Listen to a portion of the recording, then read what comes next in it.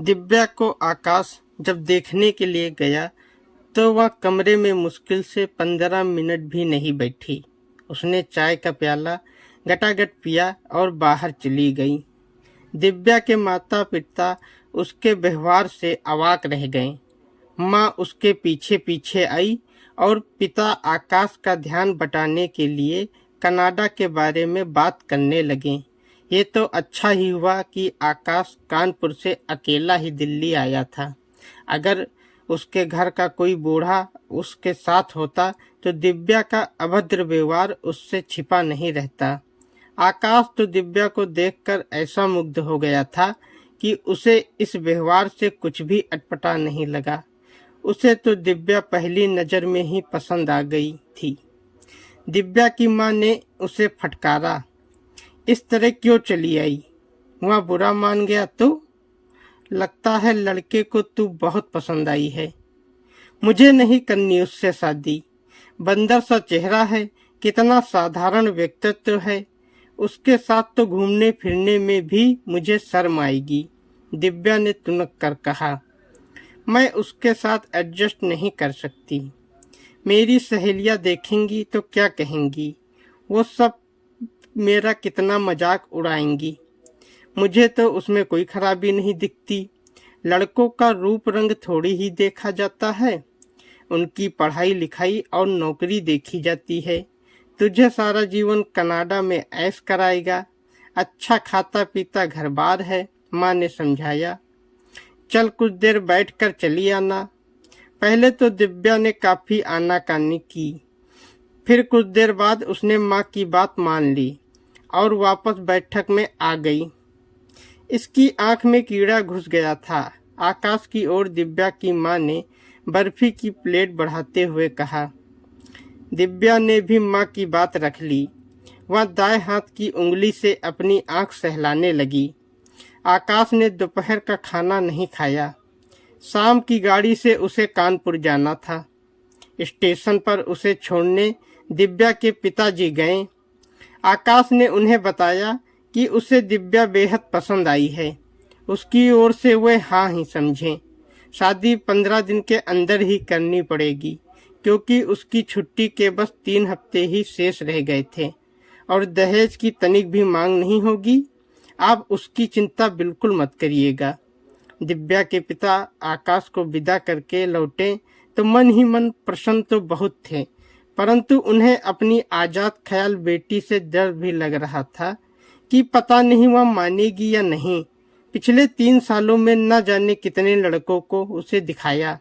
वह अत्यंत सुंदर थी, इसलिए पसंद तो वह हर लड़के को आई, लेकिन बात हर जगह या तो दहेज के कारण नहीं बन पाई या फिर दिव्या को ही लड़का पसंद नहीं आता था।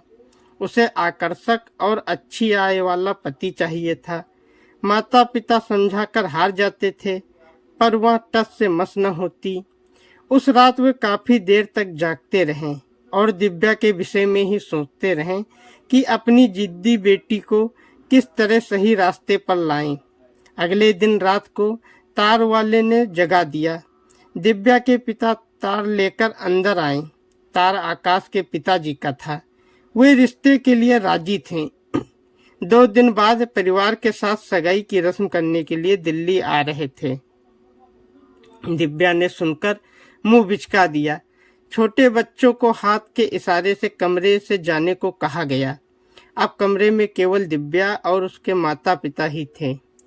बेटी, मैं मानता हूँ कि आकाश बहुत सुंदर नहीं है, पर देखो कनाडा में कितनी अच्छी तरह बसा हुआ है, पिता ने समझाया। देख, आजकल के लड़के चाहते हैं सुंदर और कमाऊ लड़की। तेरे पास कोई ढंग की नौकरी होती तो शायद दहेज की मांग इतनी अधिक न होती। हम दहेज कहाँ से लाएंगे?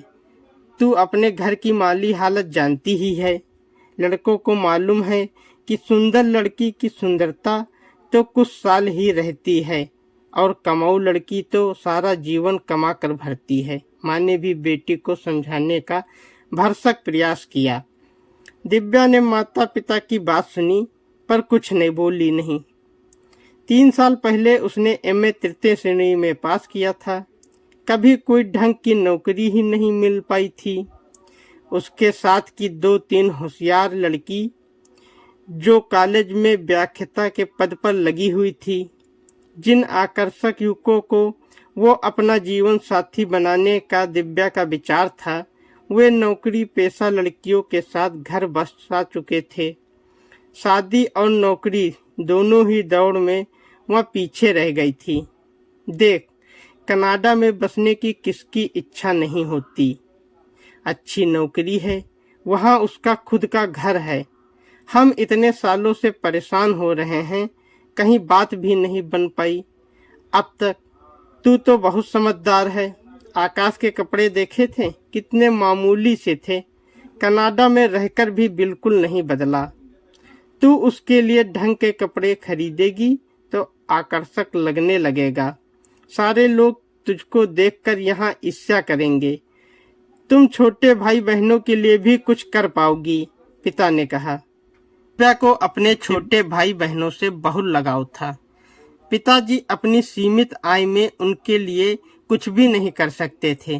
वह सोचने लगी, अगर वह कनाडा चली गई तो उनके लिए बहुत कुछ कर सकती है। साथ ही आकाश को भी बदल देगी, उसकी वेशभूषा में तो परिवर्तन कर ही देगी। दिव्या माँ के गले लग गई। माँ, जैसी आप दोनों की इच्छा है वैसा ही होगा। दिव्या की माँ के आंखों से आंसू निकल आए। दिव्या के पिता तो खुशी से उछल ही पड़े।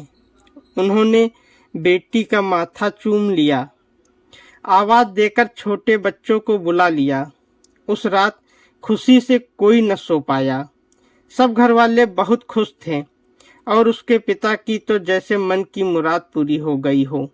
2 सप्ताह बाद दिव्या और आकाश की धूमधाम से शादी हो गई। 3-4 दिन बाद दिव्या जब कानपुर से आकाश के साथ दिल्ली वापस आई, तब आकाश उसे कनाडा के उच्चायोग ले गया और उसके कनाडा के आप्रवास की सारी कार्रवाई पूरी करवाई। कनाडा जाने के 2 हफ्ते बाद ही आकाश ने दिव्या के पास $1000 का चेक भेज दिया। बैंक में जब दिव्या चेक के भुगतान के लिए गई तो उसने अपने नाम का खाता खोल लिया। बैंक के क्लर्क ने जब बताया कि उसके खाते में 10,000 रुपये से अधिक धन जमा हो जाएगा तो दिव्या की खुशी की सीमा न रही। दिव्या शादी के बाद भारत में 10 महीने रही। इस दौरान कई बार कानपुर गई। ससुराल वाले उसे बहुत अच्छे लगे। वे बहुत ही खुशहाल और अमीर थे। कभी भी उन्होंने दिव्या को इस बात का एहसास नहीं होने दिया कि उसके माता पिता साधारण स्थिति वाले हैं। उन लोगों ने उसको अपनी बेटी की तरह प्यार दिया। दिव्या का हवाई टिकट आकाश ने भेज दिया था। उसे विदा करने के लिए ससुराल वाले भी कानपुर से दिल्ली आए थे। लंदन हवाई अड्डे पर दिव्या को हवाई जहाज बदलना था। उसने आकाश से फोन पर बात की। आकाश तो उसके आने का हर पल गिन रहा था। हवाई अड्डे पर दिव्या को आकाश बहुत बदला हुआ लग रहा था। उसने कीमती सूट पहना हुआ था, बाल भी ढंग से संवारे हुए थे। उसने सामान की ट्रॉली दिव्या के हाथ से ले ली। कार पार्किंग में लंबी सी सुंदर कार खड़ी थी। दिव्या को पहली बार इस बात का एहसास हुआ कि यह कार उसकी है। वह सोचने लगे कि जल्द ही कार चलाना सीख लेगी तो शान से इसे चलाएगी। एक फोटो खिंचवाकर माता पिता को भेजेगी तो वो कितने खुश होंगे। कार में दिव्या आकाश के साथ वाली सीट पर बैठे हुए अत्यंत गर्व का अनुभव कर रही थी। आकाश ने कर्कलैंड में घर खरीद लिया था। वह जगह मॉन्ट्रियल हवाई अड्डे से 55 किलोमीटर की दूरी पर थी। कार बड़ी तेजी से चली जा रही थी। दिव्या को सब चीजें सपने की तरह लग रही थी। 40-45 मिनट बाद घर आ गया। आकाश ने कार के अंदर से ही गैराज का दरवाजा खोल लिया। यह सब देख दिव्या हैरान रह गई। कार से उतरकर दिव्या घर में आ गई। आकाश सामान उतार कर भीतर ले आया। दिव्या को तो विश्वास ही नहीं हुआ कि इतना आलीशान घर उसी का है। उसकी कल्पना में तो घर बस 2 कमरों का ही होता था। जो वह बचपन से देखती आई थी। आकाश ने घर को बहुत अच्छी तरीके से सजा रखा था। सब तरह की आधुनिक सुख सुविधाएं वहां थी। दिव्या इधर उधर घूमकर घर का हर कोना देख रही थी और मन ही मन झूम रही थी। आकाश ने उसके पास आकर मुस्कुराते हुए कहा, आज की शाम हम बाहर मनाएंगे, परंतु इससे पहले तुम कुछ सुस्ता लो। कुछ ठंडा या गर्म पियोगी? आकाश ने पूछा।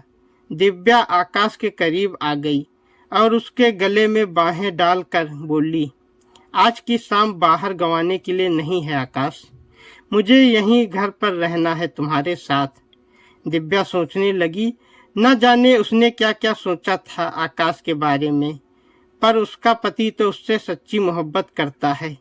उसने सोचा, माँ बाप बेटी के लिए जो फैसला किए और उनकी बात मानकर उसने आकाश से शादी की, आज वो कितनी खुशनसीब है जो उसे आकाश जैसा पति मिला। दोस्तों, अगर कहानी अच्छी लगी तो वीडियो को लाइक करें, शेयर करें और हमारे चैनल को सब्सक्राइब करें। धन्यवाद।